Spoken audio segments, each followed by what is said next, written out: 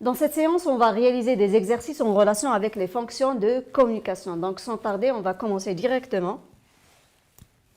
Premier exercice, mettez un titre et des noms convenables pour les numéros de schéma à côté.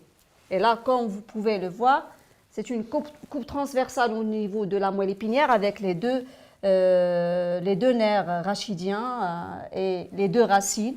D'accord? Donc, sans tarder, numéro 1, c'est la racine dorsale. Numéro 2, c'est la racine ventrale. Numéro 3, c'est la substance grise de la moelle épinière. Numéro 4, c'est la substance blanche. Le numéro 5, c'est le nerf rachidien. Numéro 6, c'est le ganglion spinal. Et le titre, coupe transversale au niveau de la moelle épinière avec les deux nerfs rachidiens. Bien sûr, avec les deux racines dorsales et ventrale. Et voilà les réponses. Racine dorsale, racine ventrale, substance grise, substance blanche, le nerf rachidien, ganglion spinal, coupe transversale au niveau de la moelle épinière avec les deux racines du nerf rachidien. Voilà les deux racines.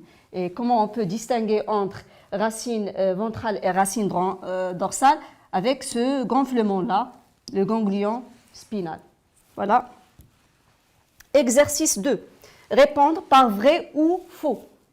Voilà les suggestions. A. Le tissu musculaire est constitué de cellules multinoyaux, de fibres nerveuses et de capillaires. L'élasticité du muscle squelettique strié est limitée. C. Pendant la contraction musculaire, l'acétylcholine est libérée par les fibres musculaires. Et D. La plaque motrice est une zone de contact entre deux neurones. D'accord?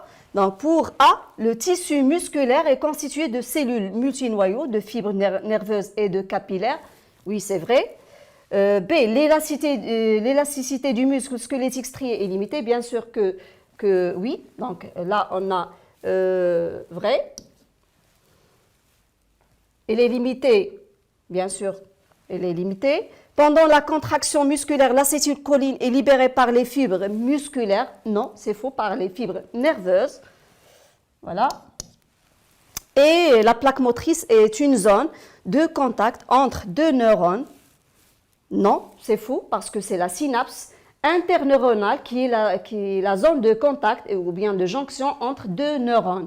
Et la plaque motrice, c'est la zone de jonction entre un neurone moteur et des fibres musculaires. Et voilà les réponses. Donc là, c'est faux. Donc la première, vrai, deuxième, vrai.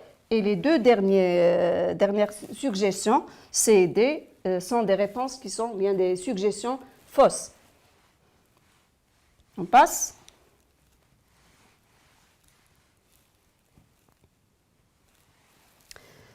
La question, ou bien l'exercice suivant, répondre par vrai ou faux et corriger les affirmations fausses. La cellule nerveuse se compose de deux parties, l'axone et le corps cellulaire. Donc là, on doit corriger. Il ne faut pas oublier, bien sûr. La cellule nerveuse se compose de deux parties, l'axone et le corps cellulaire. Non, une cellule nerveuse, il se compose de trois parties. Le corps cellulaire, l'axone et bien sûr, après l'arborisation terminale. L'encéphale représente le centre nerveux du réflexe médulaire. L'encéphale, et là on voit les réflexes médulaires. C'est faux parce que c'est la moelle épinière qui est le centre nerveux dans le cas des réflexes médulaires. Le nerf rachidien est un nerf mixte. Il conduit l'influx nerveux moteur et sensitif. Le nerf mixte, oui, c'est une bonne réponse.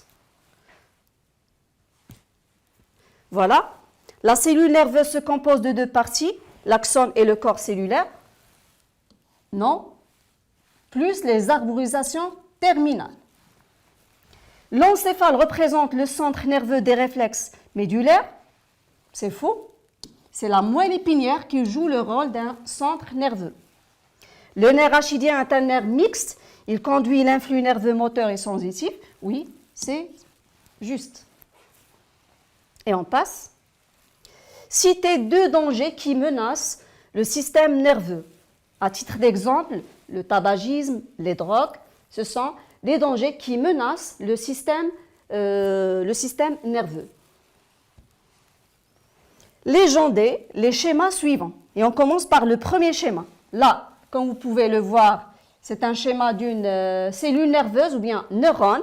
Et les différentes constitutions d'un neurone, cette première partie avec les trois constituants, voilà le noyau, le cytoplasme, on trouve là les dendrites.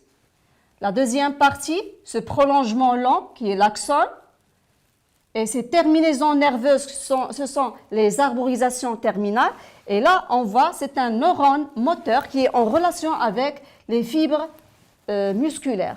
Donc, 1, cytoplasme, 2, noyau, 3, c'est le corps cellulaire d'un neurone, 4, c'est l'axone, 5, terminaison nerveuse ou bien arborisation terminale, 6, c'est l'ensemble, c'est-à-dire l'ensemble de ces constituants, il s'agit d'un neurone, et ce neurone moteur, elle est en contact avec les fibres musculaires. Et voilà les réponses. Donc 1, cytoplasme, 2, noyau, 3, corps cellulaire, 4, axone, 5, arborisation terminale, 6, neurones et 7, c'est fibres musculaires. On passe au deuxième schéma. Voilà. Donc là, il s'agit d'un muscle strié squelettique. Voilà les tendons qui relient le muscle avec l'os. Là, on a le muscle strié. Là, une coupe transversale qui montre des faisceaux de fibres musculaires qui rassemblent les fibres musculaires.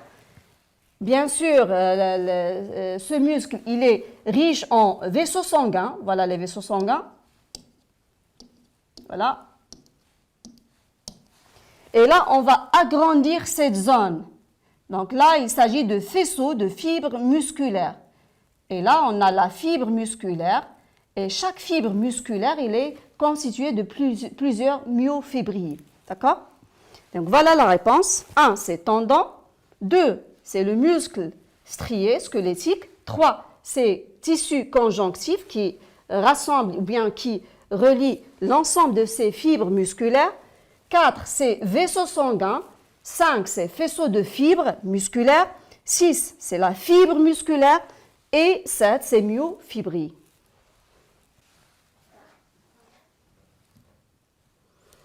Voilà un autre schéma qui nous montre les constituants d'un fibre ou bien d'un muscle squelettique, relié bien sûr avec l'os grâce à ces tendons-là. Et le dernier schéma, voilà, il s'agit d'une fibre musculaire avec les constituants. Et on sait que la fibre musculaire, c'est une cellule qui est géante. Pourquoi on dit c'est une cellule géante? Car elle est constituée de plusieurs noyaux. C'est une cellule géante polynucléée. Et bien sûr, c'est l'unité fonctionnelle et structurale d'un muscle. Donc, 1, c'est la membrane cytoplasmique de la fibre musculaire. 2, noyau. 3, c'est le cytoplasme musculaire ou bien sarcoplasme. 4, ce sont les myofibrilles. Et 5, c'est l'ensemble de cette fibre musculaire avec les différents constituants. Et voilà la réponse. Donc 1, c'est la membrane cytoplasmique de la fibre musculaire, dite aussi sarcolème. 2, le noyau. 3, le cytoplasme musculaire ou bien le sarcoplasme. 4, c'est myofibrilles. Et 5, c'est la fibre musculaire. Voilà, et merci pour votre attention.